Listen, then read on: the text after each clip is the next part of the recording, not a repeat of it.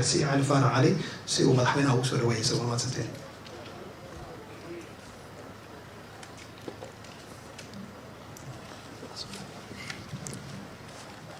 بسم الله الرحمن الرحيم. الحمد لله رب العالمين والصلاة والسلام على أشرف المرسلين سيدنا محمد وعلى آله وصحبه وسلم. مدن مدحويني مدن يالي مروي.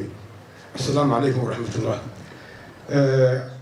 عبد الرحمن ayaa sheegay ujeedada rasmiga ah oo madashatan waxa weeyaan ma aha tii aynu bilaha ku kulmi jiray oo BDRC Talks oo ku kulmi jireen bulshada iyo aqoonyahankeeda. Tan waxa weeyaan waa mid madaxweynuhu uu naga codsaday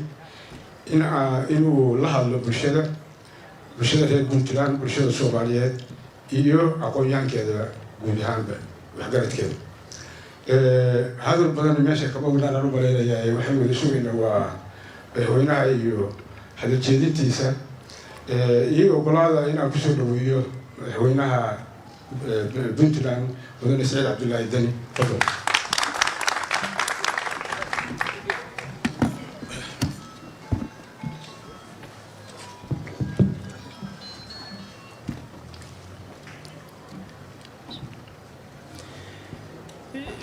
بسم الله الرحمن الرحيم. مسؤولين الدولة كلا دوان ما تشرفت كلا BRDC يدمان كسوق بقلياشة ميديا هاي يعد كلا جوتالكا دمانتينا السلام عليكم ورحمة الله وبركاته. waxaan marka ugu horeysa uga mahad celinayaa hay-adan cilmi baarista oo runtii Puntland qiimo weyn ugu fadhida muddo dheerna soo jirtay mar walbana u taagan siday cilmi baaris uga sameyn lahayd Puntland iyo dalka oo dhan waxa dadka Soomaaliyeed danta u ah. dabcan dan aan la fogurin oo aan la jihayn inta badan waxa ka soo baxa cawaaqib xumo. marka ummad meel degan oo ummadan noloshan casriga ah ku nool waxay u baahan tahay ummadaas waxa loogu adeegayaa ama meesha loo jihaynayo inay mar walba ay cilmi iyo aqoon iyo cilmi baaris ay ku dhisnaato. hay-adan waa hay-ad si madax bannaan u shaqaysa laakiin asad Puntland ah si dhowna dawladda ula shaqaysa inay ka kaabto sidii ay ugala talin lahayd waxyaabaha dadka reer Puntland ay tabayaan iyo guud ahaan Soomaaliya sidoo kale tana u soo gudbiso dareenka dadka iyo waxa ay dareemayaan si ay ugu dhisto qorshayaasha dawladdu ay dadkeeda ugu adeegayso. dabcan dawladdu waxay inay tahay adeege idinka xilka u doortay waxaana ugu doorteen mandate cad oo ah waxa u qabanaysaan oo ku salaysan dastuurka Puntland iyo ka Soomaaliya oo ay qayb ka ahayd Puntland diyaaradiisa inta diyaarsan iyo inta qabyada ah oo ay Puntland mar walba ay u taagan tahay in ay qabyatirkaas ay qayb ka noqoto hadii la eego.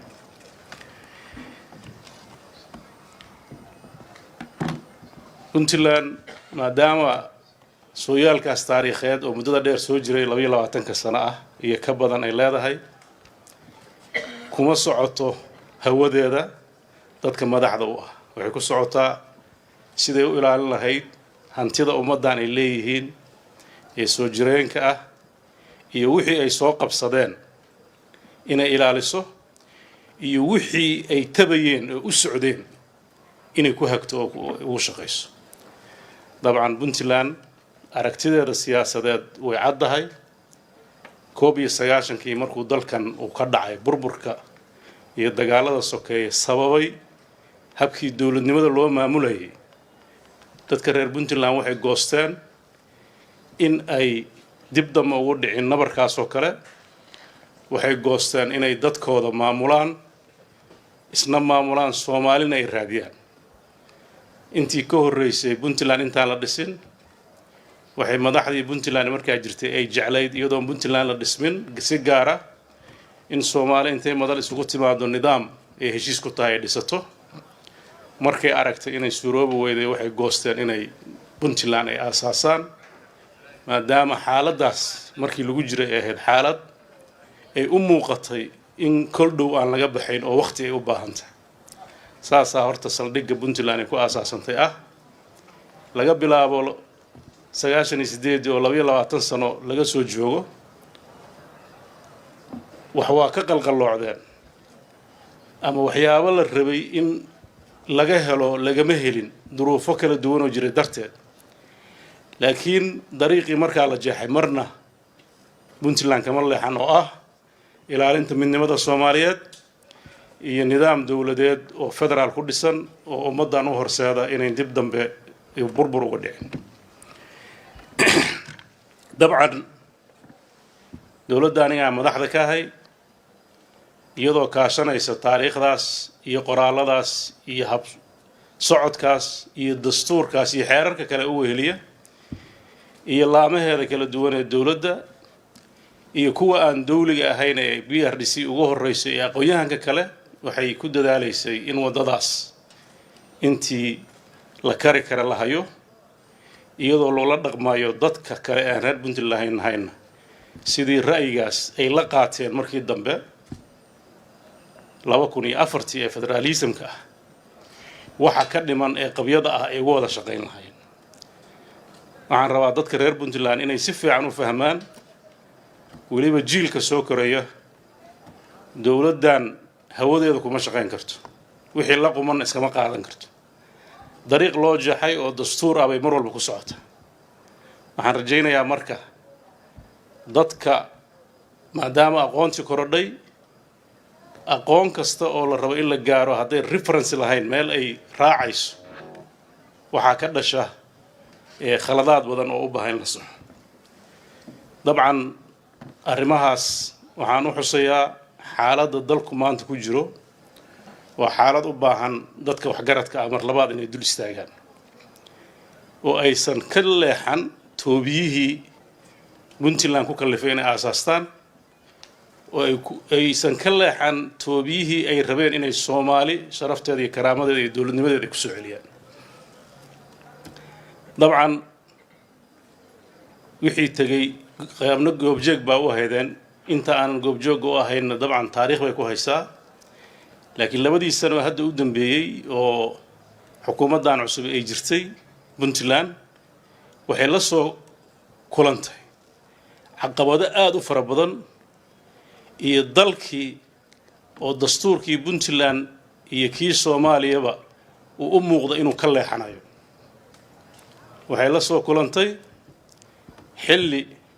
la goostay in nidaamka federalismka meesha laga saaro waxay la soo kulantay xilli lagu talagalay dalka ciidamadiisa in loo diyaariyo si ka duwan sidii heshiiska lagu ahaa waxay la soo kulantay xilli adduunyada qaybteed lagu qanciyay habka dawladnimada loo maamulayay ee ahaa in hoos laga soo dhiso oo dalku kor isugu yimaado ama waxa loo yaqaan building block laga tagay oo lagu qanciyay wadamada qaybtooda deeq-bixiyaasha si Soomaali u dhisanto in centerka la dhiso si waxyaabaha periphery la yiraahdo loo odbiyo oo loo soo xareeyo oo ay u ogolaadaan dawladda dhexe inay raacaan haddii taas Soomaaliya ay dan moodayso waxay ahayd in laga tashado laakiin wixii lagu heshiiyay waxaan ahayn qofkii isku daya inuu ama dad ku qanciyo dhaqaalahaya ama kuwa sidaas dantooda ku jirta ee dawladda oo dhaqaalo uga helo oo dalka sidaa u maamulo dabcan Puntland oo ilaahay duruuf gaar oo ka wanaagsan deegaano badan oo Soomaaliya ka jira leh hadday garan weydo in wixii lagu heshiiyay ay ilaaliso waxa ka dhalanaya mas'uuliyad darro dadka mas'uuliyiinta ay markaas haysaas hayana waxay u muuqanayaan dad aanan fulin wixii laga sugay waxaan rabaa inaan aad ugu dheeraan waxa Soomaaliya ka qaldamay oo ka khaloocday oo aan filayo inay maalmo badan u baahan tahay si dad badan oo aanan arki karin xaqiiqada jirta ay u arkaan laakiin waxaan aad uga rajaynayaa aqoonyahanka iyo hay'addan cilmi baarista iyo dadka jaamacadaha dhiga iyagu inay intay baaritaan ka sameeyaan dadka ay u sheegaan maadaama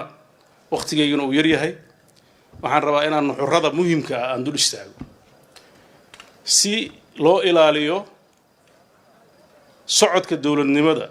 ama dowlad dhiska socodkeeda waxaa waayadan saldhigyada ugu muhiimsan ka mid ah si dadka Soomaaliyeed isu aamino in nidaamka siyaasiga ah uu noqdo nidaam dimuqraadi ah oo mar walba ku yimaada doorasho suuragal ah marxaladaas oo u shaqeysa doorashooyinka caalamka laga yaqaan ee qof iyo codka ah oo raacaysa nidaamka dawliga ah ee adduunka u dhaqmo sida loo maamulo doorashooyinka qofka iyo codka dabcan xilliga Soomaaliya maanta ku jirto oo dhulka badankiisa ama qaybo badan oo waliba gobolada koonfureed u badan ay al-shabaab haystaan iyada oo deegaano ka mid ah magaalooyinka dadka Soomaaliyeed ay ku dhawaaqeen ama Soomaaliland leedahay waa goosanay iyada oo 30 sano khilaafaad hareeyay iyo is-aamin la'aan jirtay waxaa caqliga saliimka ah uu sameeynaya dal kala maqan in la yiraahdo doorasho qof iyo codka ka dhacdo aad bay u adagta maxaa yeelay doorashada qofka iyo codka ah waxa saldhig u ah in ay si midaysan uga dhacdo dalka taasna suuragal ma aysan ahayn ma rabo inaan taariikh badan oo doorashooyinka sida la rabay ama danaha laga lahaa in loo maamulo aan dib ugu noqdo laakiin waxaan rabaa inaan idin sheego qayb ka mid ah inay ahayd in dadka lagu maran habaabiyo in la yiraahdo qof iyo cod ayaan qabanaynaa dawlado badan oo dimuqraadiyadda lacag badan ku bixiyana ay u arkayeen in ay tahay achievement khaasatan madaxda markaas ama safiirada dalka u jooga ay u arkayeen inay dawladahoodii u celin karaan inay horumar ka sameeyeen waxyaabihii u joogeen oo ka mid ah xasilinta Soomaaliya iyo nidaamkeeda siyaasadda dhiskeeda runtii arrintaas Puntland si adag ayay uga hortimid iyada oo ku dhisaysa xaqaa'iq sax ah iyo waxyaabaha ay muhiimka tahay in hawshaas la qabto Puntland kaligeed ma ahan Soomaalida xoogeeda iyo isteediyada kale oo arrintaas way ka mideysnaayeen inay sidaas u qabsoomi karin muddo dheer oo arrinta lagu kala aragti duwanaa waxaa markii ugu horeysay lagu qabtay shir Dhuusamareeb 1 oo madaxda xubnaha ka dawladda federaalka ay isugu yimaadeen si ay xaaladii jirtay u qiimeeyaan shirkaas gundhigiisu wuxuu ahaa in la helo doorasho la isla ogol yahay ayaa u ahaa aasaas ama base lagu dhisayo doorashada xilligeedana ku dhacda dalkana aan u horseedin qalalaas markii la yimid Dhuusamareeb 2 waxaa ka soo qayb galay madaxdii dawladda federaalka madaxweynaha iyo ra'iisul wasaaraha xilligaas jiray runtii waxaa anaga nagu jirtay yadidiilo waxaan gelinay waqti aad u fara badan khaasatan Puntland inay arrimahaasi ay si sax ah u qabsoomaan meelaha khilaafka aadka uga jiray waxaa ka mid ahaa Jubbaland caawa maadaama ay xarun cilmi baaris tahay waxaan rabaa waxyaabo badan oo xaqaa'iq oo qarsoonaan jiray inaan ka warramo ay dhici karto dadka qaybtiisa inay ka warqabin dadka qaybtiisa inay dhibsadaan dawladdan federaalka ah ee hadda xilligeedii dhammaaday 2018kii shirkii Baydhabo ay ku galeen waxa ay go'aansadeen in waan ka xumahay laba documentina waa laga saxiixay madaxdii markaa joogtay mid uu yahay nidaamka doorashada dalka midna uu yahay resource sharingka midna uu yahay barnaamij socday oo la yiraahdo security architecture habka ciidanka Soomaaliya loo dhisay documentskaas markay dawladda gacanta ku dhigtay oo sidii ay rabtay ay u draft garaysay waxaa u soo baxday inay hesho saaxiibo arrintan la fuliya waxaa isla markiiba la go'aamiyey in isbeddelkii soo dhowaa koonfur galbeed isbeddel laga sameeyo saaxiibkay lafta gareen ayaa hadda madax ka ah laakiin waxay ahayd isbeddel dhiig ku daatay waxaa ku xigay xaaf oo galmudug ahaa waxaa aad la isugu dayey waddadaa wadda la mid ah waxaa baalashii laga rifay guddoomiyihiisii iyo ku-xigeenkiisii waxaa muddo socday khilaaf aad u adag iyadoo intaa taagan tahay baan anigu kursiga looga taliya puntland lay doortay 26kii January oo ahaa xafladii caleemasaarka waxaan goostay maadaama aan ku soo biiray masraxii siyaasadda أنا أوجد عكرنانت جرته إن الله إماده وجي أي صورة قلتها هي سومالدو إن أي مرلبات دبوا هذا الشو ووحي كخل دم أي سحده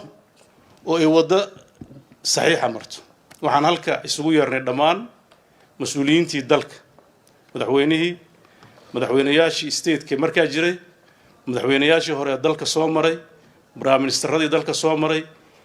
xildhibaano wasiiro iyo cid walba aan isdhihi karna Soomaaliya wax tarbi ka tahay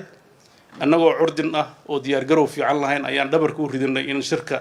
baaxadda leh baarlamaanka labadiisa aqal madaxdooda halka aan isugu yeerno runtii fursaddaas waxaan uga faa'iideynay inaan gogol u dhigno oo aan isku dayno inaan waxyaabihii jirnay xal uga raadino dadkii meeshaas joogay qaybtood maanta Puntland bay ku sugan tahay وواحد كم إذا إحنا ويناياشي هره عبد الرحمن فرولان كحسوستا دتك أنتي سكليني مغيهم بعد عقرت أنت كلنا ويا مغلسة جوب جوجا كهيت رنتي فرصة قالئة ومضحدي مركز وليبا فرت كوجودني يجبلان يقلم دوجها السجر نخسله مدحوينها وقصوا برنجان وح خلدمي وح للدوني إلا صح نسيب وناك dadkii kulankaas fadhiyay ayaa gaarkood u barxaanti kici doona madaxweynihii wadadii laga rabay inuu furo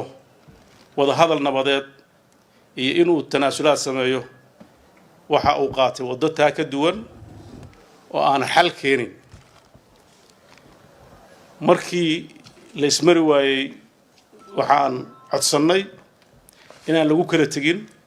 laakiin ballan lagu kala tago oo bisha saddexaad ee sanadkaas shir kale la isugu yimaado magaalada Garowe si waxyaabaha mudmadowga ee jira ee loo dhameystiro nasiib wanaag shirkaasi bisha saddexaad ma qabsoomin aragtidii ahayd in wada hadal loo sameeyo la sameeyo darteed wuxuu ku soo islaaday bishii shanaad in halka uu ka qabsoomo isagoo ku dhamaaday fashil taariikhdaas waxaan u raacayaa in la fahmo waxa maanta meesha yaallo shirkii dhuusamareeb haddaan ku soo noqdo labo khilaafkaas oo baaxadiisu ay kordhay aan ka sheekeynayo hore waxaa lagu guulaystay in uu ka baxo madaxweyne xaaf xilkii ay timaado doorasho iyadana dhiig ku daatay waxaa la isku dayay Jubbaland in isbeddel waliba xogtu sida ay sheegayso wax ma qarsoonee la rabay ciidamo aan Soomaali ahayn ka qayb qaadanayaan in lagu bedelo mowqifka Puntland aad buu caddaa markii ay fashilantay arrintaas waxaa la isku dayay Jubbaland in la kala jaro oo gobolka Gada laga jaro oo ciidamadii aan dib ugu soo noqon doono qaranka loo adeegsado inay iyagu noqdaan kuwa fulinaya ajandahaas kala qaybinta stateka Jubbaland shirkii dhuusamareeb 2 wuxuu ahaa kulankii ugu horeeyay oo marka laga tago May 2019 madaxweyne Axmed Madoobe iyo madaxweyne Farmaajo ku dhaxmara halka iyo anigaba si live ah wuxuu ahaa kulankii ugu horeeyay oo aan isku aragno Jubbaland dhuusamareeb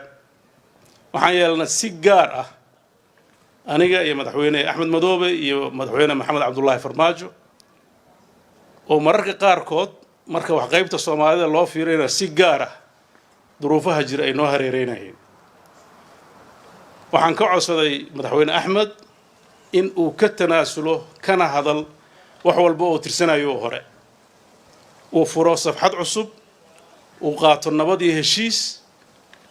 uu madaxweynaha iyo marxaladan maadaama Soomaalidu ay daashay oo ay doorasho filayso inaan doorashada ka doorbidno inaan wixii tagay aan ka xisaabtano runtii waan uga mahad celinayaa wuu aqbalay isagoo culays badan iyo duruufo badan oo aniga aanan markaas garan karin oo isaga haysta uu dareemayo haddana wuxuu doorbiday inuu taa ka qaato madaxweynaha waxaan u caddaynay inaan si niyad sami ah oo dhab ah inaan ugala shaqaynayno dalka marxaladda uu ku jiro in laga saaro oo doorasho la geliyo oo aan gacan ku siinayno shaqadaas weliba si hoose si reernimana xataa waa ku darnay diyaar baan u nahay inaan kugu darno nasiib darro kulankii aan la soo xirayay niyad simidaas baan ku nimid dad badan oo Soomaalina waa dhageysteen khudbadii ka dhacday Dhuusamareeb oo aan ka hadlay waxay ahayd khudbad muujinaysa inaan ka tanaasulnay wixii hore oo tagay diyaar u nahay inay Soomaali israacdo u talaasulno madaxweynaha hore u socono meeshii aan ka sugaynay madaxweynaha in uu go'aanka nala qaato wuxuu ku galgashay khudbadiisii shirki oo dhan wuxuu mugdi geliyay heshiiskii wuxuu markii dambe ku soo gabagabeeyay waxa uu la noqon doonaa baarlamaanka isaga oo dadka u muujinaya inuu qoslaayo laakiin ay ka muuqato cara fara badan ra'iisul wasaarihii oo aan u malaynayo kullu 3 sano barkii ay wada socdeen heshiiskaas dhab buu mooday dhinacaas ayuu nala qaatay intii dambe waxa ka muuqanaysa inuu diyaar u ahaa dib ha loo raaco khudbadiisina waxa ka muuqatay khudbad tasaaluxi ah oo uu arko in marxalad cusub la galo natiijadii noqodkiisa iyo baarlamaanka waxay noqotay in 7 daqiiqo ra'iisul wasaarihi xilka loo qaado si sharci darro ah dikraato ay soo baxdo lagu magacaabayo prime minister ku-xigeenkii inuu ahaanayo kusime oo san awood iyo xaq u lahayn oo dastuurka ku meel gaarka ay Soomaaliya ka hor imaanayso dabcan Puntland way ka hadashay laakiin dadku hadalka maalintaas waa dhageystaan laakiin wixii ka dambeeyay dib uma raacaan sida normska ah dawladaha ay u dhaqmaan diblomaasiyiinta qaybtooda ay garanayaan reaction xoog leh ka muujiyaan internationalku arrintaas ay u dhacday laakiin waxa jira wax de facto la yiraahdo hadii laga gudbo dawladuhu shalay kama hadlaan maanta iyo berri ka hadlaan haddaad sharci darro ku timaadid haddaad inqilaab samaysid haddaad dadka leysid ugu dambayn adigu aad wax ka daba qeeliyo weydid adduunka adigu kula macaamilaya ana wax jira oo dadka siyaasadda ba si fiican u yaqaan marka dawladuhu ay la macaamilayaan maamulka ku xadgudubka sameeyay dawladuhu shaqadooda maaha police dalkan ilaalinayo dadka la rabo inay ilaaliyaan sharciga waa dadkiisa waa dadka Soomaaliyeed waa madaxdiisa waa shacabkiisa oo oranaya maya waa khaldan tahay wixii aan ku heshiinay ma haddii aad aamustid de aamuskaas baa lagu la dhaqmaya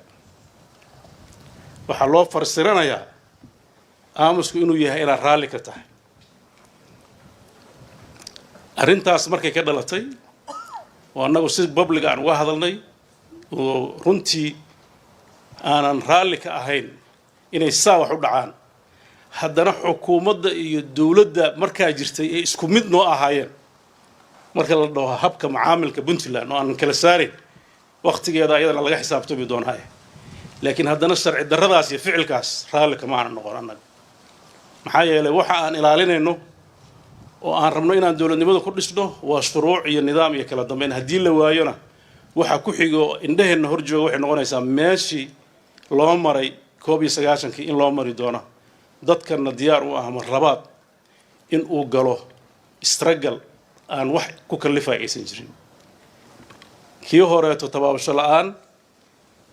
iyo aqoon darro iyo waxa ma dhici karaan ayaa sabab u noqotay laakiin maanta qarniga 22aad iyo khibraddaas la yeeshay suuragal kama ahayn inay marlabaad ka dhacdo shirkaas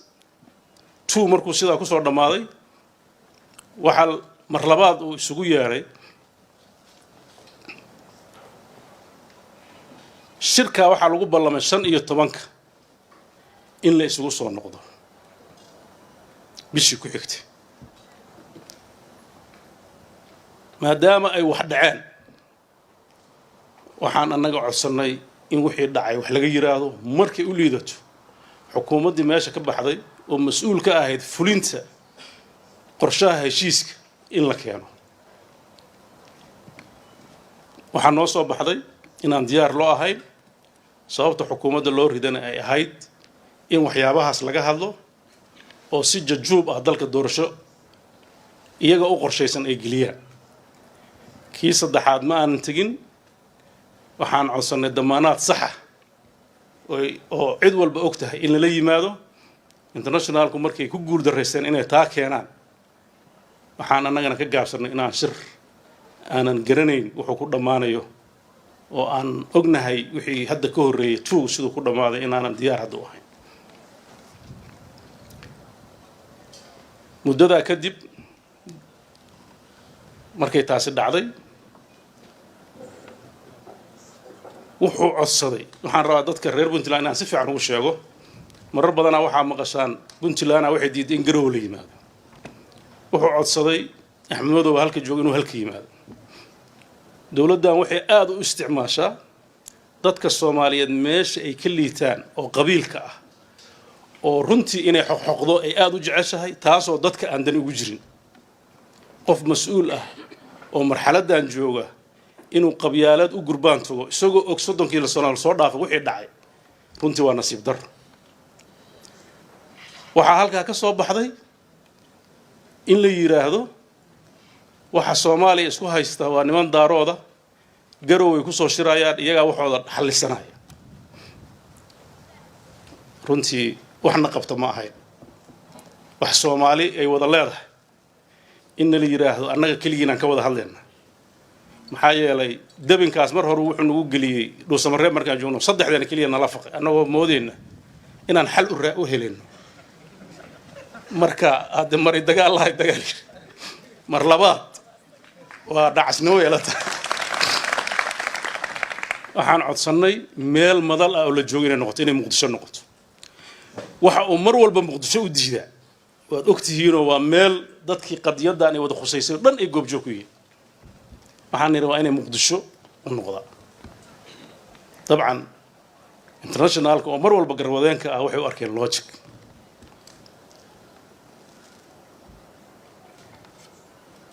waxaan tagnay kowdii iyo meelaha inayd baan filay September 2020 baan xamar ka degnay iyadoo magaalada xamar iyo dadka deegaanka jooga ay qarka u saarantaa inay qarxdo iyagoo fahmay dawladda tan inay doorasho rabin ay rabto inay ku darsato oo si xoog iyo jajoob ay ku joogto magaalada oo dhan oo cabursan oo mid la hadlay oo jirin ay qarka u saaran tahay inuu dagaal sokeey ka dhaco baan ka degnay ilaahay mahadiis dad wanaagsan oo Soomaaliyeed oo niyad wanaagsan oo arka haday khaladka ka hor yimaadaan natiijada ka dhalan karta inay xarbi tahay xuruubtu markay dhacdana dadka Soomaaliyeed inay yihiin dad nugul oo ay qabyaalad isu bedeli karto iyagoo ka rabay baaqsadaan waxay u noqotay faraj imaanshaheeni waxaana daliil u ahaa sida wanaagsan ee dadku noo soo dhaweeyeen markaan u tagnay wuxuu yiri waxaan rabaa labadiina maadaama igu diideen Garowe saddexdan kaliya shireen nimankii kale oo saaxiibadeen ahayna wuxuu yiri ha imaanina xamar maxamed banaankeeda jiraan anu inta halka tagin waa la hadlay waxaan qorqor baan la hadlay waaraan la hadlay waara alle marka xamar ku sugnaa lafta gareen baan la hadlay waxaan la socdeen wax walba sida isu bedelayaan waxaan ka codsaday xamar markaan tagin inay noogu yimaadaan waxay yiraahdeen annagu iskama imaan karnaa hadduu madaxweynaha imaado yiraahdo waa imaanayna kulankii ugu horreeyay aan isku aragnay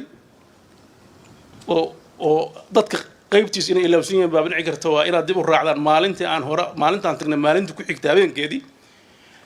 annagoo diidan ayuu wuxuu iclaamiyey twitterkiisa la soo dhigay inuu shir jiro official ah shirkaas maan tagin maxaa yeelay heshiisku maan ahayn annagu waxaan nidhi shir gaar ah ama waxa unilateralka la yidhaahdo umaan imaan halka waxaan u nimid sida mar walba lagu celcelinaya heshiis wada jir ah oo dowladda federaalka iyo dowladaha xubnaha ka mid ka ah ay u siman yihiin markii aan aragnay inuusan soo socon waxaan la furnay consultation hay-adihii dawliga ahaa mujtamacii dawliga meesha joogay iyo siyaasiyiintii kaleetay xamar ku sugnayd dhaqdhaqaaqaas siyaasadeed waan kula kulannay musharaxiintii xilka u taagneed oo ay ka mid ahaayeen madaxweynayaashii hore ee dalka oo markaas xasan sheekh uun keliya uu ku joogay dhaqdhaqaaqaas waxaan la kulannay baarlamaanka aqalkiisa sare waxaan la kulannay madaxda baarlamaanka aqalkiisa hoose waxaan la kulannay safaaradaha jooga waxay soo dedejisay taas breshar ah in loo yeero madaxdii kaleeto dabcan wuxuu aqbalay in madaxdii kale ay timaado waxaan rabaa inaan hadalkayna hadalku gadaal baa uga noqonayaa waa tanaasulaa buu yidhi inuusan talaasulin baan rabaa inaan idiin sheego oo uu marka hore aado waddo xiran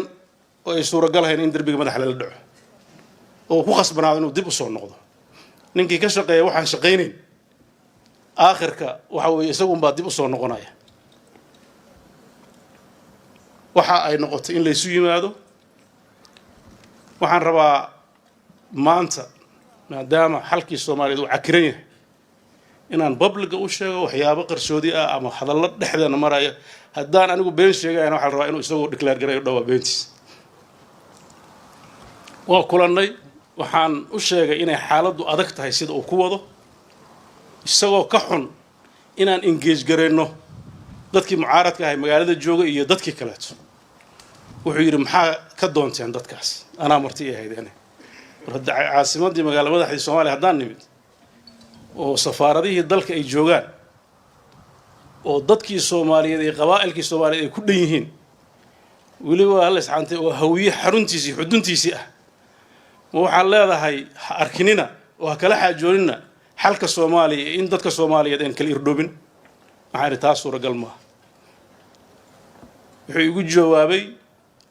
dadka halkaas ka jooga waa dad iska qaylqaylinaya ciidan ayaan haysanaa wax naga qaadi kara wax ma jiro anuu hadde waxa hadalka iga keenay ciidan gadaal baan ka ogaaday waxaan mooday wiilashii aan aqaanayoo madaxtooyada joogjoogi jiro hadda u badnaa reeraha kan degaanka iyo dad noocaasa war ciidanku soo ciidankaan naqaani maaha beelbeesha ahaayo see wax u jiraan maya waa mas-uuliyad baa naga saaranoo dowladda gacan biraan ku qabanayna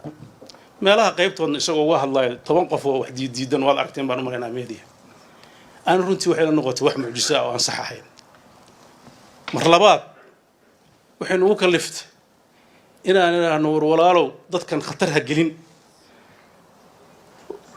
ani axmedow waxaan war ma doorashaa rabtaa hadda wuxuu dhaawaa ay khiyaameen ma doorashaa rabtaa annagaa ku dooranayna walaalow balgal haddaad bahasha ugu bugtid annagaaba ku dhisayna dalkan ka daa meeshaa ku wadid khatar buu ku socdaa habeen dhawadu soo wacay wuxuu yidhi 17 September ma ogolaadeene marka ay tiri waa ku dhisayaa baan ogolaaday waxaan idhi haddaa waddo sax la timid haddaan ku leeyahay baa maxaa mushkilo ku jirta haddii lagu dhiso laakiin markaasna waxaan ku lahaa war processka iyo doorashadaada iyo campaignkaaga laba ka kala dhig processka waa lagula wadaagaa dad baa kursigan damac kaga jira oo xaq u leh inuu noqdo doorasho loo siman yahay processku ama campaignkaga iyo xodxodashadaada iyo waxa isku xirxiraysid de waa shaqadaada iyo hadda ha qaban kuma dhahay damacuna waa shay qof kastoo bini aadan ku jira hadduu arko inuu munaasib u yahay marxaladaas madaxda kale markaan aragnay waxaan ku niyadda ugu dejinay inay annaga naga warsugaan inaan la nimaano wax qancin kara heshiiskaas aan keennay oo sida runtii hagar la'aanta ah iyo wada tashiga ah looga qayb qaatay madaxdii dowladaha federaalka ay joogtay xilligaas oo ra'iisul wasaare ku-xigeenka ra'iisul wasaarihii waa uu diiday inuu magacaabo ilaa heshiis la gaaro ilaa baarlamaanka aqalka sare markaan tegey cabdi qaybdiid iyo mawsuud ay qabsadeen iyagoo idhahaya daarood baa tahay ninkii nooga keen kursiga ilaa waxba la kala qarsan maayeen waa uu diiday inuu magacaabo ilaa ay heshiis ay la gashaan aan anigu rabo heshiiskii baa si allaale iyo siduu rabo waxaan ku niri war doorasho qof iyo codol lagama gaaro doorasho dadbanna dee waa la yaqaanaa waddadeeda waxa uu ku dhegay in wax laga bedbedelo maxaa rabtaa inaad ka beddeshaan marka wuxuu yidhi waxaan ka rabaa ugu yaraan in 2 meelood laga dhigo isagoo ula jeedo in gedo doorasho lagu qabto waan axmedow ku haleyn karin Ismaaciil waxaan hayaha loo yeelo waxa kale oo waxay ahayd cosmetic aan badnayn tira markii hore ay dhaheen 300 weeye iyo midii taa ka horeysay oo 260 oo 51 ahayd baa la yiri 100 iyo hal laga dhigo inta kale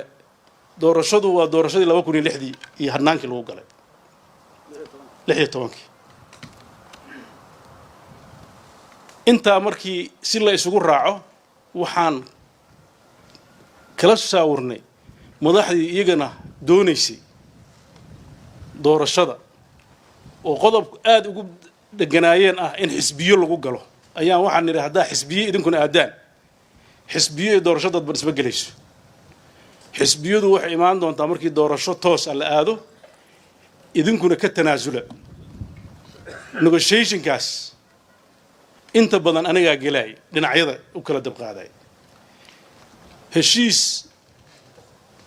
dawladii xubnaha ka ahaa iyo dadkii dawladnimada rajada ka qabay xukunka iyo cid walba iyo internationalki aan la wadaagano la isla qaatay buu ahaa qodbadiisi baarlamaanka wuxuu yiri Saciid baa qorqortay iyadana waa nasiib darro kale bahashi hal bil aan u fadhinay xamar si loo sharciyeeyo madaxweynaha iyo Cabdi Xaashi isma salaam jiray isma arki jirin mana ogoleen inay labada aqal isu yimaadaan waxaan ka codsaday inaan shaqadaas qabto waxaan ugu tagay Cabdi Xaashi gurigiisa isaga iyo labadiisa ku xigeen waxaan ka codsaday wax kastoo jiro hore inay laqaan maanta Soomaali u hiiliyaan heshiiskan ay wax ka ansixiyaan labada aqal oo isdiidanaana ay is ogolaadaan mursal baan la hadlay waa isla qaatay bacda shidda wa tacab waxa halka ka soo baxday niyad samaan dadka Soomaaliyeed oo dhan iyo calool furnaan kulamada gaarka aan yeelanay isagoo dareemaya inaan anigu dhisi doono wuxuu ila wadaagay xogo uu u arko dalkan inay sahlan tahay inuu marrabaad ku soo noqdo oo uu haysto ciidan iyo lacag iyo xoogag wadaniina oo meel walba u jooga oo ay ku jirto Puntland waxaan ku eray xirfad iyo xeeladaada hadda adeegsanaysa waa hawl adiga ku taal laakiin processkaas uu naga khaldamay hadda intaad processkaas martid xeeladaada iyo xoogaaga ana xoog kulama talinaaye aad wax ku qaadaysa ani ilama aha inaan Soomaali xoog u qaadaysa garashadeeda laakiin wixii xeelad ah anigu hadda kuguma haysto waa ku furanta mar allaale markaan shirkii ka tagnay oo gudiyadii la magacaabay ayaa horta xaaladii la sheegay soo baxday gudiyadii la magacaabaa waxa ka soo baxay qaylo waxa kale oo ka soo baxay gado ayaantii markaan tagnay 2 maalmood ka bacday ciidan kale hor loo diro waxa ka soo baxday niyad xumo ah heshiisku inuu ahaa wax la iska madmadoobeeyay maxaa yeelay hadduu heshiiska dareenayo Saciid baa iska qorqortay ma dheheen heshiisku warqad la iska saxiixay oo marxaladda looga gudbaayo umbeehay kriteeriyadii lagu heshiiyey habkii dadka loo xuli lahaa wixii oo dhan buu hareer maray markii aan kala hadlanay oo niri war sidatan wax laga bedelo wuxuu diiday in la isu yimaado wuxuu yiri heshiiskii waa dhacay 8 qof soo dirsada annaga niyad wanaagii markii ugu horeysay afartii ugu horeysay waan magacaabay afartii markii la magacaabay oo qayladii ay badatay oo dadkii musharaxiinta ay annaga naftarkeena nagu eedeeyeen inaan u daaroodaynay oo ninkii hoosta wax kala heshiinay oo wixii aan u sheegaynay oo ah process sax aan khiyaanay oo gudiyada soo baxay ee noqdeen niisa iyo maxaa la yiraahdaa iyo xoog wadaniin iyo wax kale aan garanayn runtii annaga waxay nagu noqotay xaaje inaan ka jawaabnay aad u adagtay waxaan rabaa inaan inii sheego kulanka la hadalka isniinta aan sameyn jiray waxaan u joojiyay wax badan oo fool xun oo dadka niyadiisa xumeynaya inaan sheegan aad u diidana oo aan ogahay si u dhacaan maxaa yeelay nin weyn hadda meel soo istaagto xaqiiqada ka hadasha ama inaa ka aamusid waxa socday wuxuu damiirku isiin waayay sida waayaan dama la caadaystay ee ah in wasiilada la gaaro kaliya oo bulsho vulnerable ah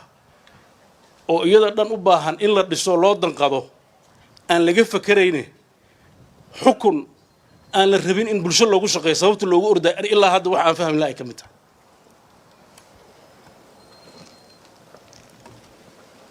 propaganda iyo qaab shaqo oo la aaminsan yahay inay suuragal tahay ragga mas'uuliyiinta xamar ka mid aan weydiiyo waxaan eri war xoog iyo jajuub maxaad ku xukumi karaysaa wuxuu yiri al-shabaab dalkay ku xukunta oo sida al-shabaab haddaan noqotaan maxay tahay waxa raadinaysaan ilaan dastuurkeenu argagixisnimo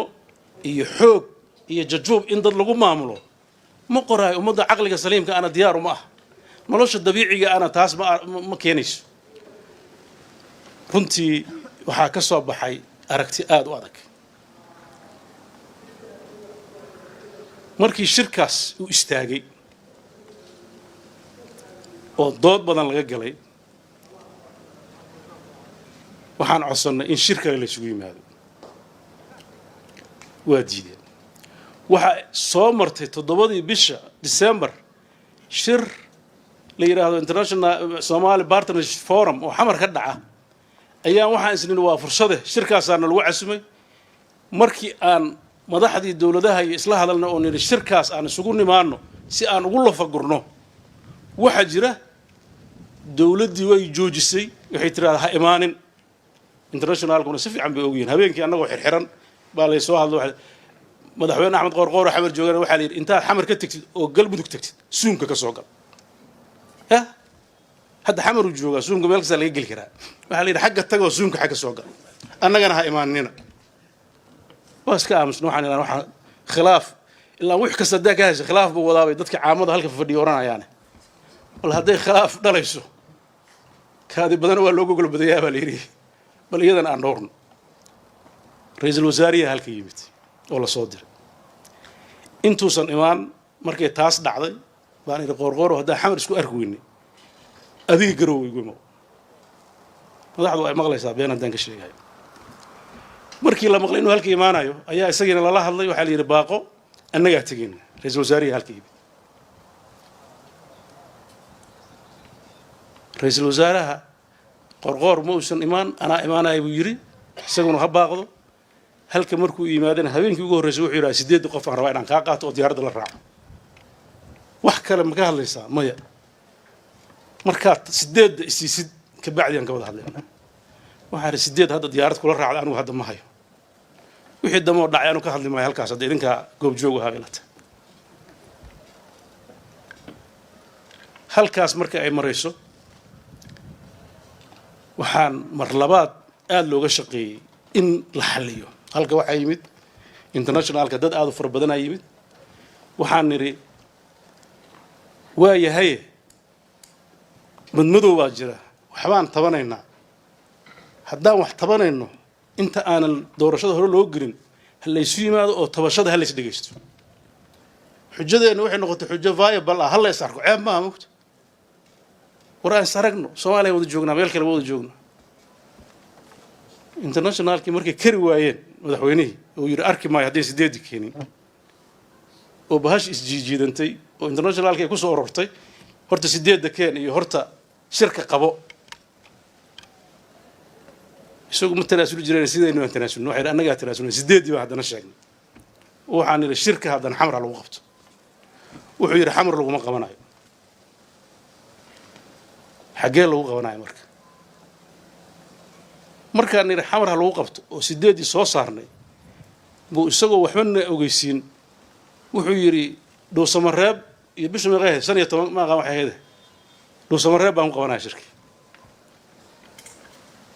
oo la tashi una la gelin waxay nagu kaliftay annagoo xog badan oo og xaaladda dhuusamareeb ay ku sugan tahay amni waxay kaliftay inaan mar labaad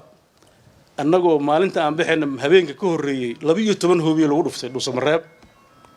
inaan sacrifice sameeyo aniga wafdigii la socdo mar labaad haddana aan tagno kii joogay oo ku dhacday hadda waaba joogay laakiin kan la yiraahdo imaw ka war oo la leeyahay 10 kilomitir loo jira madaxda ila socotay dadkii la socday ka warqabay tension ku wuxuu ahaa iyo ciidamadiina la socday markaan meesha tagnay waxaan u tagnay madaxdii iyo madaxweynuhu iska qoslaayay anigu hadda ma tafaasiileynaaye inaan waxba dhicin loo malaynayo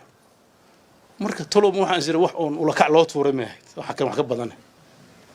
ilaa ma ogtahay waa inuu jiraa hadday wax dhacaan waa inuu jiraa tension security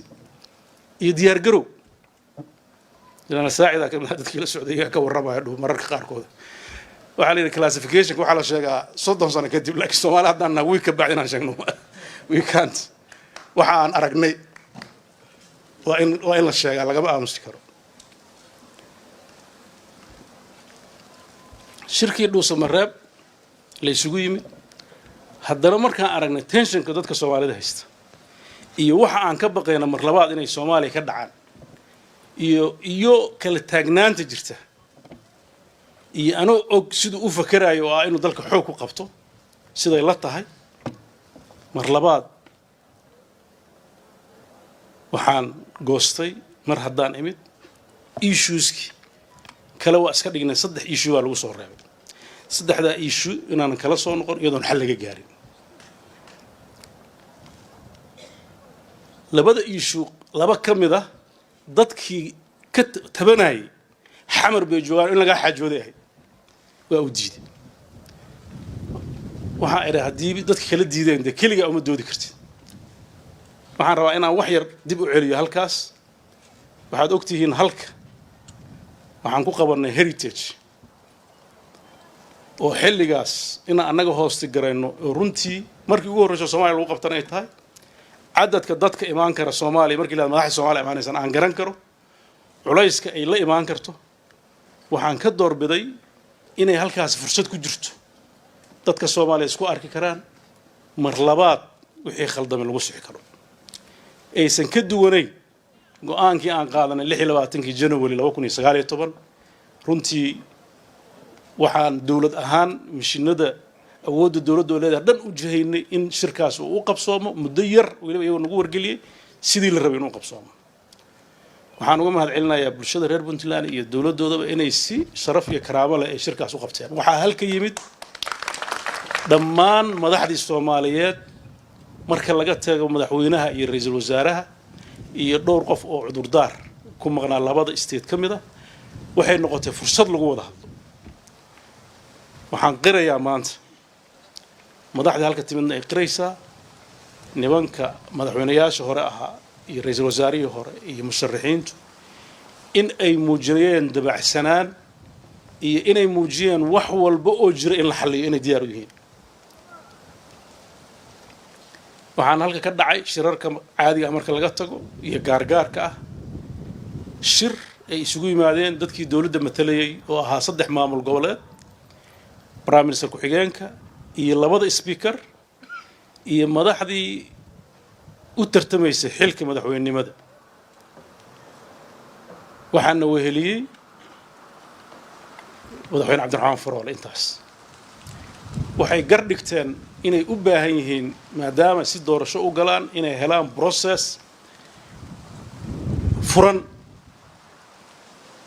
tala kuma haysano walow aan jeclaan lahayn inaan ka qayb galno laakiin kuma haysano waxaan rabnaa qodobada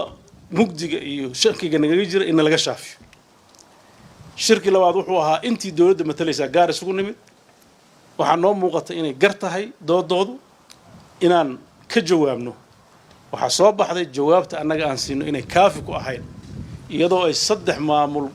dawladihii xubnaha ka joogaan labadii speaker joogto ra'iisul wasaare ku-xigeenkii joogo waxaa halkaa ka soo baxday inaysan ilaa maxamed cabdullaahi farmaajo la soo qanciyo maahan inay tala kala jireen waxaan halka ka dirnay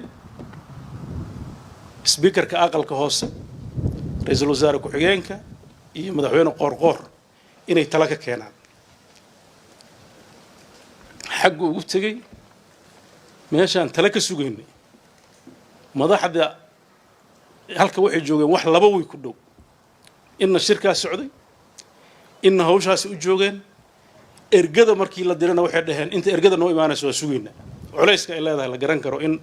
annagana noo leedahay iyagana u leedahay in 2 week dad mas'uuliyiin oo protocolka ay leeyihiin u baahan inaad mareynaysaa inay marti noo ahaadaan sidaan u sugaynay inuu maalinta jimcada jimcay ku beegneed baan filaynaa noo yimaada habeenkaas xaflad baa Puntland lahayd waxa ay timid fariin inuusan imaan karin duruufo jira awood isaga ma aan wada hadal laakiin waxa ay shaqadii loo diray hadduu soo qabanayo imaanshaha ma aha caawa xafladeeda muhiim maahane birriba noo yimaada ama fariin kale oo sax noo soo diro isla habeenkii markaan shir ka soo baxnay waxaa la qabtay press conference lagu cadeynayo in doorasho la aaday dalkii meeshaan sugeynay jawaab shirka markaan ka soo baxnay baan warkaas maqalnay waxaa la yiri clipka waa la hayaa laakiin lama sii deeraa ilaa birri maxaa loo hayaa waa yahay maalintii ku xigtay ayaa la sii daayay isla subaxnimadii in dalkii doorasho aaday meeshaan talada sugeynay farsamooyinka doorashada dalka socda horta saasay u ekaayeen markay taas dhacday ayaa inaysan soconayn la arkay ayaa shirka dhuusamareeb dhashay laakiin ku talagalku wuxuu ahaa waxaa la yidhi labadaasna iska maqnaadaan 3 kalaa la qabanayaa iyagaa imaan doona hadday imaan waayaanna war ma hayaan xoogaa lagu keena wararka aan helayn weli annaga riyaan u haysanaa waxa waddanka ka socda shirkii dhuusamareeb baa yimid ku noqon maayo waa aniga ka sheekeeyey markii gada la soo gaaray ayuu dhaqaaqi waa shirkii guddiyaha aan kala saaray madaxweynaha u tagaani gada maxaa ka rabtaa Aisha oon kala shaqeeya markaan maalin iyo ziyaado nervous waxaan qabtay garan waayo aan arkay hadda inaan cid kale u maqan aysan jirin ayaan waxaan goostay inaan si sacrifice arinta uga shaqeeyo waxaan iri gado waxa ka rabtid Aisha waxaa soo baxday in uu gado inuu isaga maamulo ay rabto waxaan iri waayahay adiga maamul laakiin formalo horta waxaan iri gado reerka ka dhalatay maanta waxba qaranaa marreexaan ma waxay rabaa inay ka go'aan Jubbaland ma yiri anna ma rabo iyagana ma rabaan maxaa rabtaan marka inaan doorashadaas iyo maamulaan rabnaa waxaan iri waayahay formalo aad ku maamuli kartid gadana ay uga tirsanaanayso Jubbaland aan ka fakaro maxay kula tahay wiil ani markaas ilaahay baa waafajiyay qalin warqad ma haysan waxaan ka soo shaqeynaa markaan arkay waxay akran yihiin waxaa iri gado dib u heshiisiin baa markii hore la horta la galo oo Axmed Madoobe taagnaa horta dib u heshiisiin maamulka la soo celi ciidanka la saaro waa process dheer isagana oo I don't know sanad iyo ka badan qaadan kara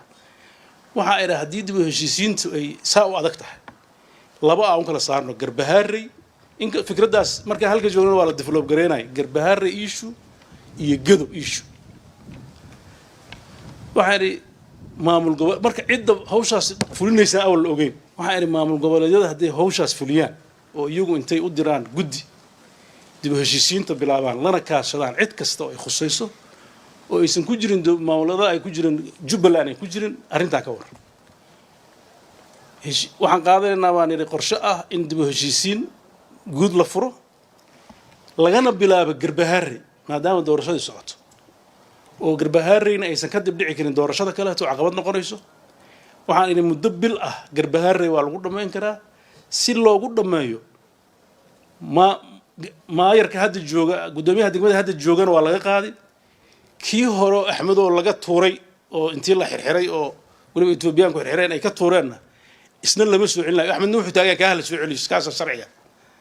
iyaguna kan wada labadaba laga qaado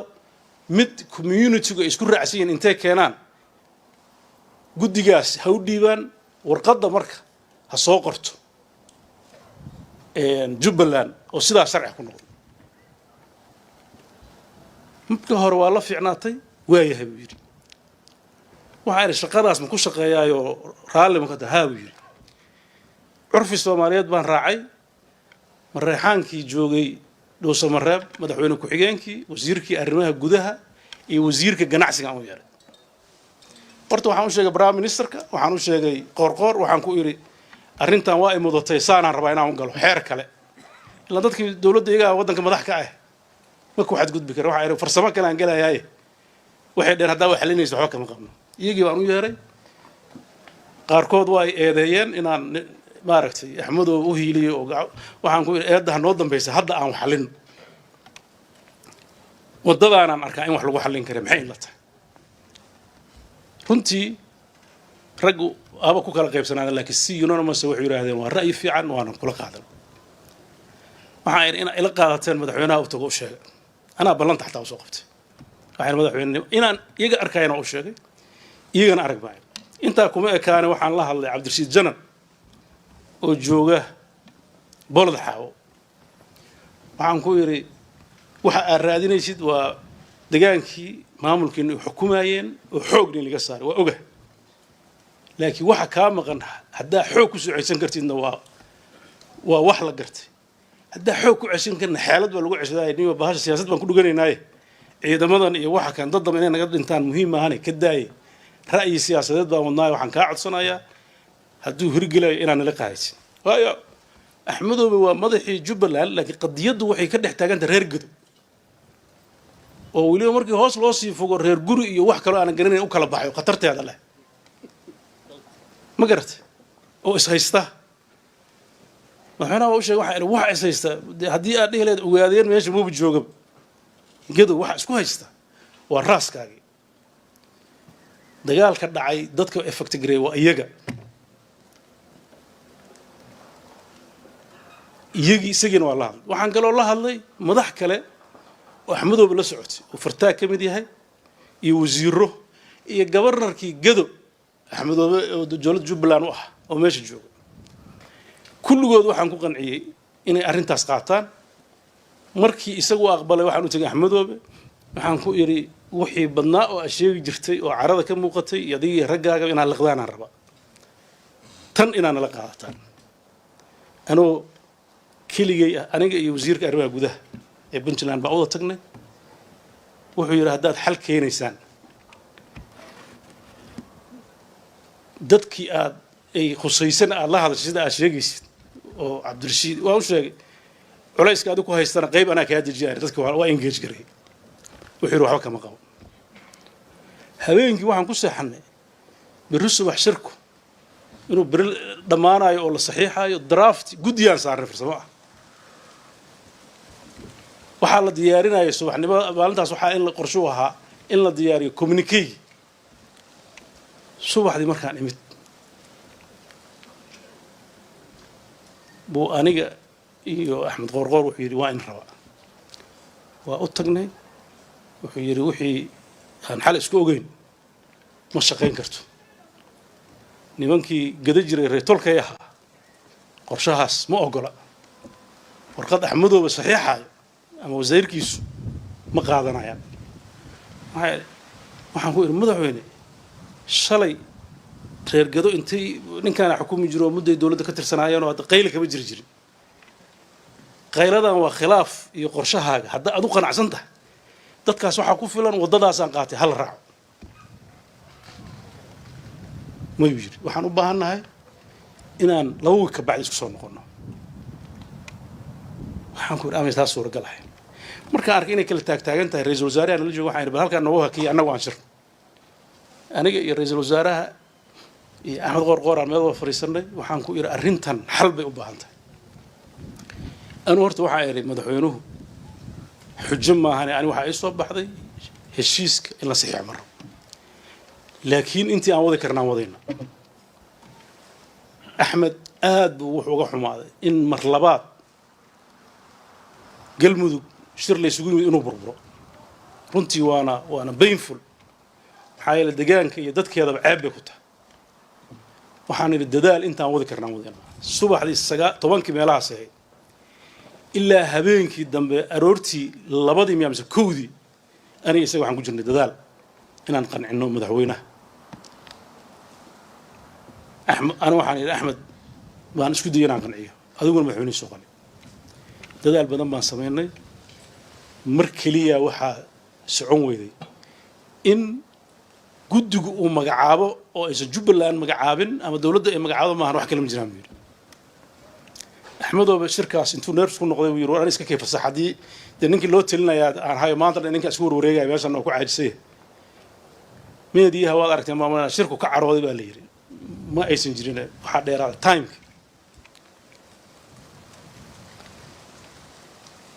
مركي أو بحي أو سكودين مدعوينه وحن سو مرسين وينه دقمة قربهاري ما يرك هذه إنه فرح كقاعد وأنا وقت كات أنا ما ملما هنعيد كلام ما ملسير لقط صاص شركينا قرقر بس كلا تقني جروجو يقول من هبينكي أنا قلت أبوينت بابا النقطة وحيرني وحن ربعنا شركة لبد بعد شيء الوكل اللي تجي محام كل قطع هاي أحمد مذو يلا أدوين وأسرع أحمد مذو تقني وحنقول وحنا جري محا طلع وحير هدي لما مد أنا إيه كانوا يري قدو جبلان ما أها وحبك ما قويري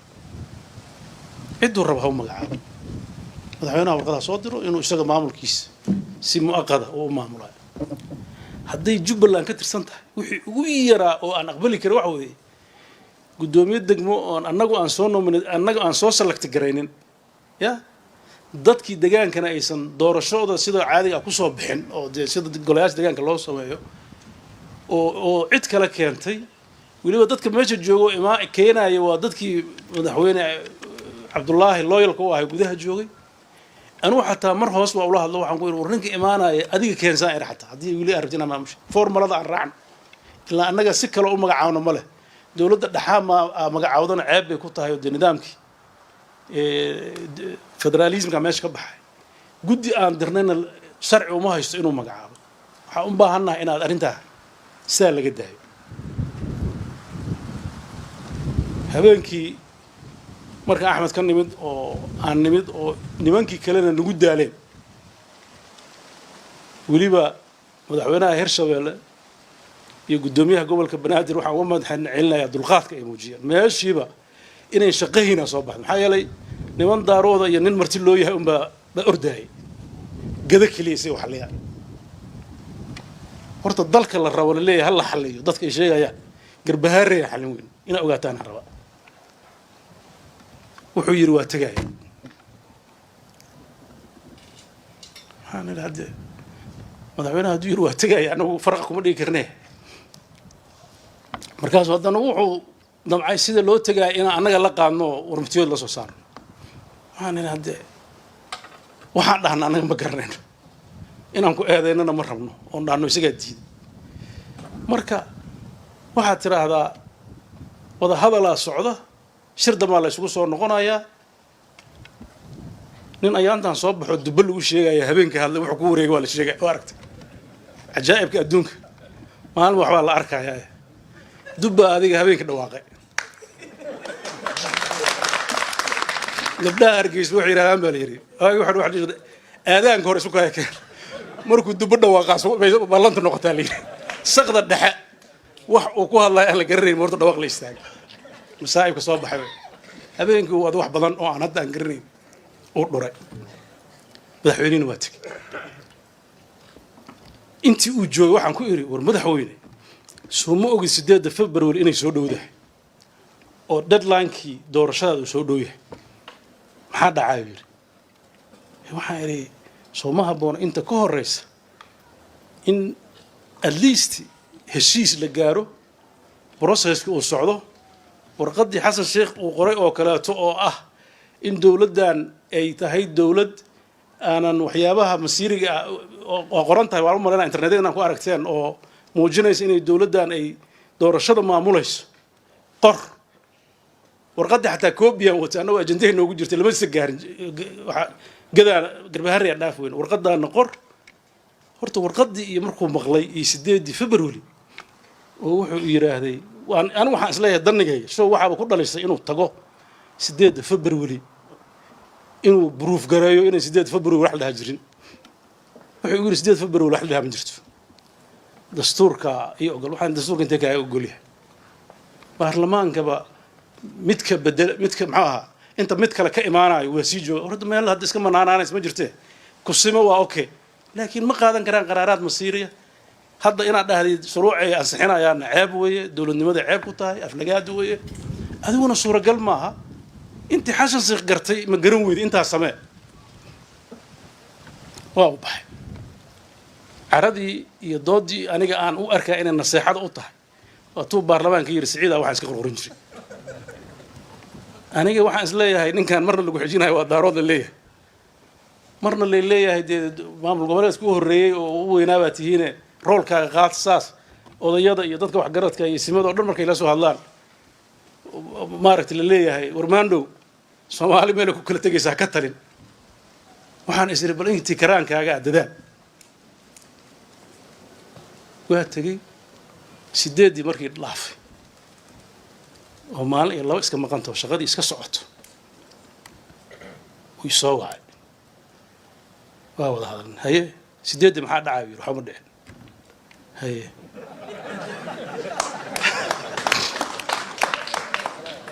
ah 8 waa u jeedaa inay waxba dhicina ama nimanka ragga hurdaano markoo sidoodii ka caamaayro gidaarada ka daatan waxyaab kale habeenkii dhow markii waxa dhaceen shalay miyaan soo wacay wuxuu dhihi waxa tirimo yiri nimankii haween gidaarada ka soo laabay wax soo daatay ma aragtay yiri waxa yiri ma arag ciidamadan oo dabaabaadka wadana ma ogeynay horta gorgorkan la sheegayo anigu waxaan ku maqlay maalin la yiri galmudug la keenay oo dagaal ka socday gada in la geeyana waa maqlay goobta saddexaad ay ka dagaalameen waxay noqotay daljirka dahsoon horta inaad saas inaad u kood garaysaan aan rabaa haramcad iyo gorgor meel kale ay ka dagaalamaan male aniga waa research garay waxaan ciidanka intee la egyahay waxaa la ii sheegay ciidamada turkidu tababaray iyo kuwa waxaa la isku dardaro ciidan hadda aniga aan sheegay dad ka nixinayo tiro badan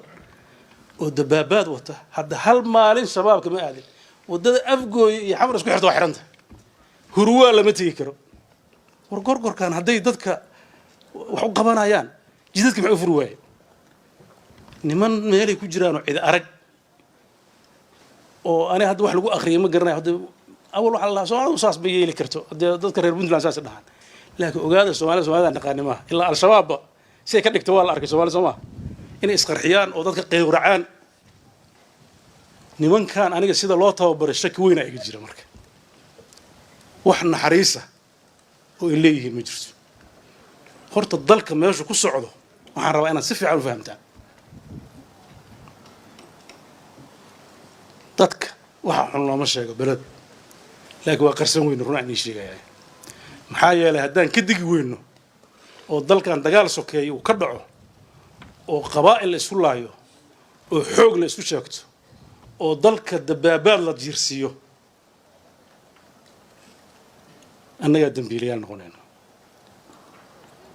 nimanka internationalka hadda dhahay 17 September hal ixtiraam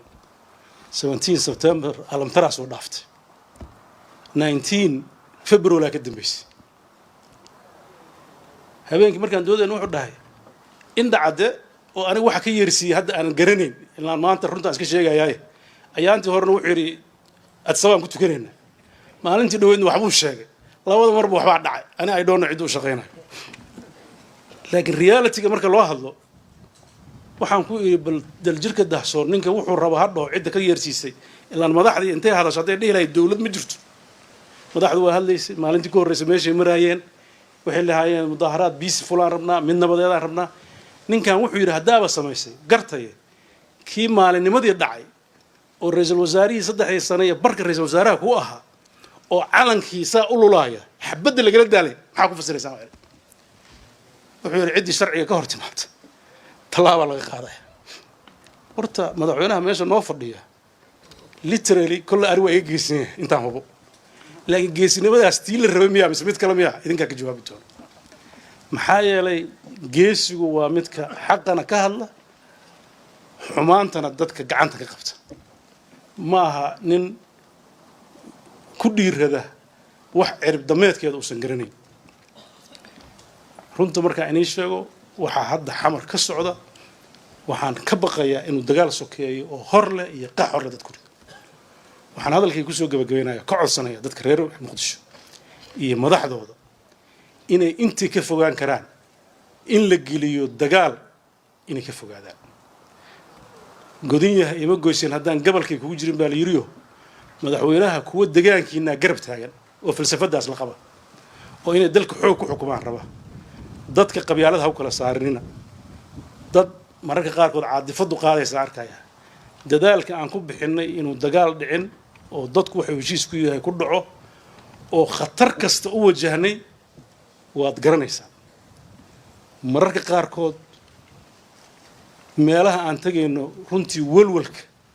iyo ragga ila jooga ka sheekeyn kara waxba la qarin maaye magaaladii xamar haddii laga wisuusay oo laga shakiyey oo la yidhi cuntadeeda ha cunin oo waa sunbaa ku jirta oo waa lagu dilayaa ummad toror ku jirta ma al-shabaab aan ka baqnaa mise villa soomaaliya aan ka baqnaa horta realityga aanay sheegaya maxaa yeelay asaaliibta la adeegsanaya iyo midda al-shabaab sakeeyaan wax difference u dhexeeya male maalin walba waxaan ku jirnaa trap dadka Soomaaliyeed oo dhanna waxa la geeyay inaysan hadli karin ninka madaxweynihii magacaabay inuu ra'iisul wasaare noqdo oo fursad u siiyay inuu dalka Soomaaliya madax ka noqdo oo Sheekh Shariif ahaa iyo madaxweynihii xilka ku wareejiyay ka horeeyay xurmada u qoori waayay oo marna diyaaradda u diiday inay ku aadaan Kismaayo marna iyagoo beledweyne aadi rabay laga hor istaagay maantana iyagoo hotel jooga lagu xabadeeyay ra'iisul wasaarihi u shaqeyn ayaa dhaxas waxa dhigi jiray ra'iisul wasaaruhu muxuu u hadlay ayaa wixii jira u sheegi waay soo waa nin malaha og nimanka waxay yihiin ilaa nin ya waxa dhigi jiray muu wax cadeeyo halku markuu yimid ragga kale waxay leeyahay muu hadlo warninkaas ka daayay marka waxba jireen sababtoo haddaan wax ilaahay waxaan xishoonin haddii ilaahay kugu xiriiriyo khatarteeda leedahay runtii waxa Soomaaliya ka socda wax laga aamusi karo maaha waxa ay ku socotaa dalkan meel halis ku jira waxaan ugu baaqayaa shacabka Soomaaliyeed si midaysan iyagoo iskala saarin dictatoriyad inay ka yimaadaan iyagoo si midaysan oo qabiil isku kala saarin inay sharciga ilaaliyaan iyagoo midaysan waxay heshiis ku yihiin oo doorasho inay galaan wax nin leeyahay ciidamada ana iska leh ciidamadaydu yiri hadda tii u dambeysay wallahi inaan been ka sheegin wuxuu yiri garow hal yimaado ma imaanaysaan la fahna uga baqnay wuxuu yiri dhuusamarreeb ma ruuxa dhuusamarreeb hadda kan inuu xabada ka dhacay may ana waxba kama dhacayaan ugu dhahay I don't know ciduu og yahay macnaheedu waxay tahay ku wax soo tuurna waa yaqaanaa literally maanta inaan wax ka qariyo ma rabo waxa meesha soo socda niman international la yiraahdo oo FMS iyo waxaas FGS iyo HFIMA oo ku haya waddamadooda waxay u qoraaciga jirta laakiin aniga waxaan inii sheegayaa wax aanan ogeyn inaan Puntland ku matali karin anigu aadi maayo habraha iyo ciyaalada meelaha la sheegay ninka daarood maxaa laga rabaa war ninkan daarood ana ma u maleynaa inuu daarood harb jiidayo run ay sheegayaa ha ku kalsoomina nin daarood har u jiiday aan ma soo arag xataa marreexaan nin har u jiiday aan soo arag marka caadifada intii la iska daayo dardaarankayga ugu dambeeya weliba saaxiibada kale oo Soomaalida waa necab tahay Puntland aan kula dardaarmayo Puntland waxaan oran lahaa marna aysan aqbalin nidaam Soomaaliyeed oo aysan raalli ku ahayn oo federaal ah oo ay wax ka maamulayso oo transparency inay wax ku darsato xaraam bay ka tahay waa in waxa Soomaalinimada la sheegayo waa inay miiskaas dul saaranta Soomaalinimo lagu orkacsanayo hadhowna kuwa ugu qaylada badan ba ugu balanbala badan hadhowna aan la wadi karin dadka masaakiinta ee la siray ee meediyaha iyo dadka loo soo dirdiray iyo lacagaha loo qeybiyay ku siray iyo niman xoog wadaniyiin la dhaho habeenkii habraha u guda dadka waaweyn wax garadka lama hadlaan caruurta iyo habra aan warhayn oo TV-ga iyo aan fiirsan waxaas u sheekaya dadkiina mas'uuliyiintu halka jooga waxaan ii sheegayaa dadkiina waa nila gacan dhaaf hadda aamus lahaydeen oo nila ka xaysan lahaa oo sida hadda nimanka xamar jooga aan noqon lahaydeen oo kaleeto iyo hadda damiir yeelanayd horta idinkeena taala wixii dhacay 80maadkii hadday soo noqdaan waa waxaan anagu isbadnay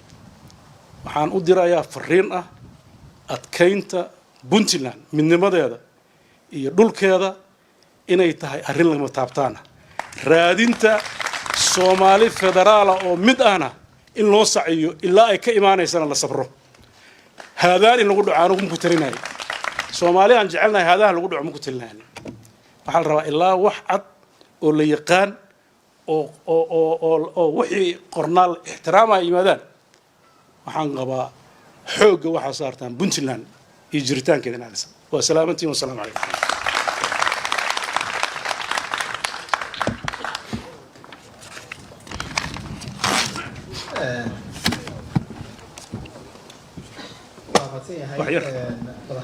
waxaan iga codsan lahaa waa daalay